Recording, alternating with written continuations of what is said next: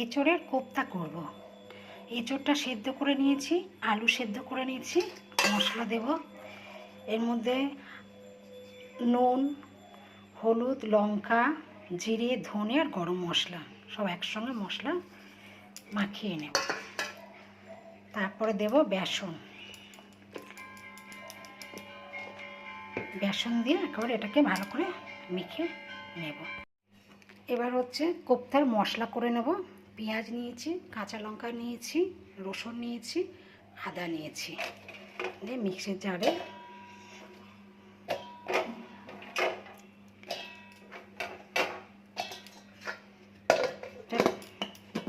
জারে পিষে নিয়ে আসছি। কোপ্তার মশলা,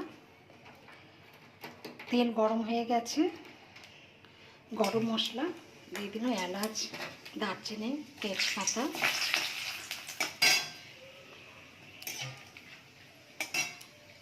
এবার মশলাটা দিয়ে দিচ্ছি।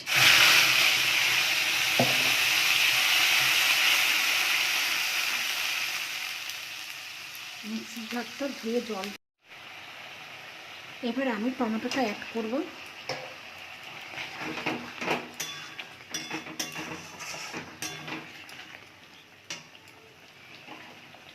এখানে লঙ্কা আছে, কাশ্মীরি লঙ্কা আছে, হলুদ আছে, ধনে আছে, জিরে আছে, নুন আছে।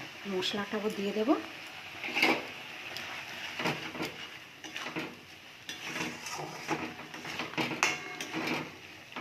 সামান্য একটু জল দিচ্ছি। এই মশলাটাকে ভালো করে কষে নেব। কোপ্তার এটা মেখে নিয়েছি, নিয়ে এবার আমি হচ্ছে গোল গোল করে নেব।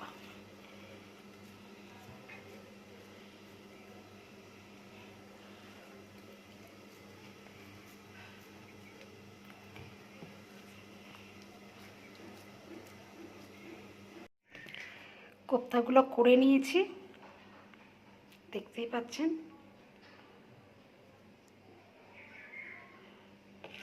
কড়াইতে তেল গরম করতে দিয়েছি, এক এক করে ছেড়ে দেব।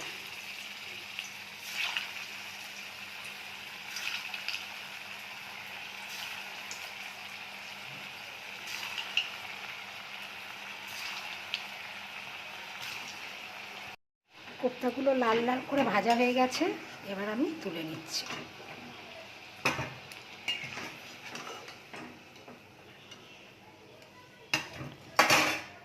আবার দিয়ে দিচ্ছি।